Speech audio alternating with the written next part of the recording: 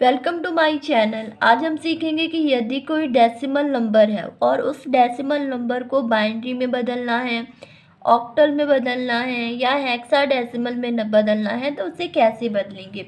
इसके लिए मैंने दो रूल्स लिखे हुए हैं और ये दो रूल्स ये हैं कि फर्स्ट रूल्स ये है, जब हमारा नॉन फ्रैक्शनल पार्ट होता है मतलब यदि किसी डेसिमल नंबर को बाइनरी या ऑक्टल या हेक्साडेसिमल में बदलना है तो उस नंबर को लगातार 2 से, अगर डेसिमल नंबर को बाइनरी में बदलना है तो 2 से, और ऑक्टल नंबर को डेसिमल नंबर को ऑक्टल में बदलना है तो 8 से, और डेसिमल नंबर को यदि हेक्साडेसिमल में बदलना है तो 16 से लगातार डिवाइड करते जाती हैं।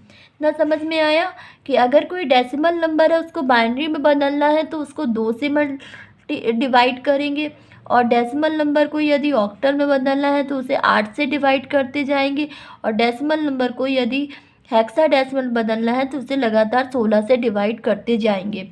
और फिर जो रिमाइंडर होगा, रिमाइंडर को लिखते जाते हैं, फिर सारे रिमाइंडर्स को रिवर्स ऑर्डर में लिख देते हैं। और फिर क्या करते हैं कि जो रिवर्स ऑर्डर में लिखने पर जो आंसर आता है वही हमारा आंसर होता है। इसमें जो हमारा फर्स्ट जो डिजिट होता है वो हमारा क्या कहलाता है, LSD, लीस्ट सिग्निफिकेंट डिजिट कहलाता है, और जो लास्ट वाला होता है वो हमारा होता है और जो लास्ट वाला होता है वो हमारा कहलाता है MSD, जिसको हम बोलते हैं मोस्ट सिग्निफिकेंट डिजिट।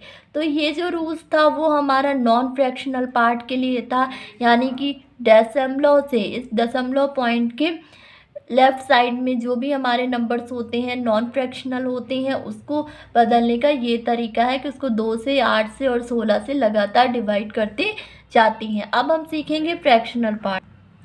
अब मेरा रूल नंबर सेकंड है कि यदि हमारा कोई फ्रैक्शनल पार्ट है और उस फ्रैक्शनल पार्ट में डेसिमल नंबर फ्रैक्शनल पार्ट है और उसको हमको बाइनरी में, ऑक्टल में या हेक्साडेसिमल में बदलना है, डेसिमल नंबर के फ्रैक्शनल पार्ट को बाइनरी में, ऑक्टल में या हेक्साडेसिमल में बदलना है तो अगर डेसिमल नंबर को बाइनरी में बदलना है तो लगातार 2 से मल्टीप्लाई करते हैं, और डेसिमल नंबर को ऑक्टल में बदलना है तो लगातार 8 से मल्टीप्लाई करते हैं, और डेसिमल नंबर को अगर हेक्साडेसिमल में बदलना है तो 16 से मल्टीप्लाई करते जाती हैं, और फिर जो उसका भी गुणनफल आता है उसके लेफ़्ट नंबर को नोट करते जाते हैं, यानी लेफ़्ट नंबर मतलब दशमलव के लेफ़्ट साइड के नंबर्स को नोट करते जाते हैं, जिसे हम कैरी कहते हैं। फिर सभी कैरी को एक सीधे ऑर्डर में लिख देते हैं, यही हमारा आंसर होता है। अब इसका एग्जाम्पल देखते हैं हम। ये है हमारा एग्जाम्पल। अब डेसिमल को हम ऑक्टल में बदल रहे हैं, तो अब डेसिमल हमारा ये वाला जो है डेसिमल का लेफ़्ट वाला पार्ट है और ये वाला डेसिमल का राइट वाला पार्ट है। तो ये वाला जो हमारा पार्ट होता है ये हमारा कहलाता है नॉन फ्रैक्शनल पार्ट और ये वाला हमारा कहलाता है फ्रैक्शनल पार्ट। तो हमने क्या सीखा था कि जब नॉन फ्रैक्शनल पार्ट होता है तो उसमें हमको क्या करते हैं कि लगातार अगर बाइनरी में कन्वर्ट करना होगा तो 2 से डिवाइड करते जाते हैं, ऑक्टल में करना है तो 8 से डिवाइड। अब हम इसको 8 से डिवाइड करेंगे और यहाँ पे हम रिमाइंडर लिखेंगे। 8 से डिवाइड करें तो हमारा यहाँ पे रिमाइंडर क्या आया, 4 आया। अब फिर 8 से डिवाइड करेंगे तो हमारा रिमाइंडर क्या आएगा, 1 आएगा। अब क्या करेंगे, इसी 1 को हम कर देंगे, इधर लिख देंगे, तो यहाँ पे हमारा 1 आ गया। तो अब इसका जो आंसर आया हमारा, इसका आंसर आया 76 का 114। इसको रिवर्स ऑर्डर में लिखेंगे, ये हमारा LSD होता है और ये हमारा MSD होता है। तो 114 ये हमारा आंसर आ गया इसका 76 का। अब हमारा जो 6 है वो हमारा फ्रैक्शनल पार्ट है। तो फ्रैक्शनल पार्ट में क्या करते हैं कि लगातार हम मल्टीप्लाई करते जाते हैं 8 से। तो 0.6 है, 0.6 को 8 से मल्टीप्लाई किया तो हमारा क्या आ गया, 4.8 आ गया। अब ये वाला हमारा कैरी होता है, यहाँ पे ये कैरी है। अब जो 0.8 बचा है उसको फिर हम 8 से मल्टीप्लाई करेंगे।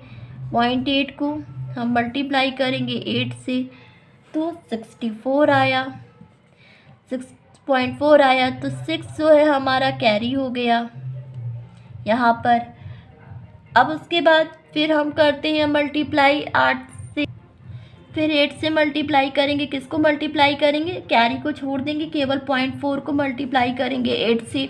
तो हमारा क्या आ गया, 32 आता है। तो अब हमारा यहाँ पे 3 जो हो गया वो कैरी हो गया। फिर 0.2 को करेंगे हम 8 से,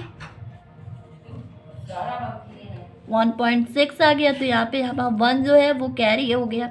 तो हमारा अब इसमें कैरी क्या हो गया, इसमें हमारा 4 कैरी हो गया, इसमें 6 कैरी हो गया, इसमें 3 हो गया, इसमें 1 हो गया। तो अब हम इनको सीधे ऑर्डर में लिख देंगे। तो 0.6 का हमारा ऑक्टल नंबर क्या हो गया, तो 0.6 का हमारा ऑक्टल नंबर क्या हो गया, यहाँ पर 4 6 3 1। तो इस तरह से ये हमारा ऑक्टल में बदल गया। तो हमारा क्या था कि आंसर क्वेश्चन था मेरा ये 76.6 का जो हमारा ऑक्टल नंबर बना वो हमारा बना 114.4631।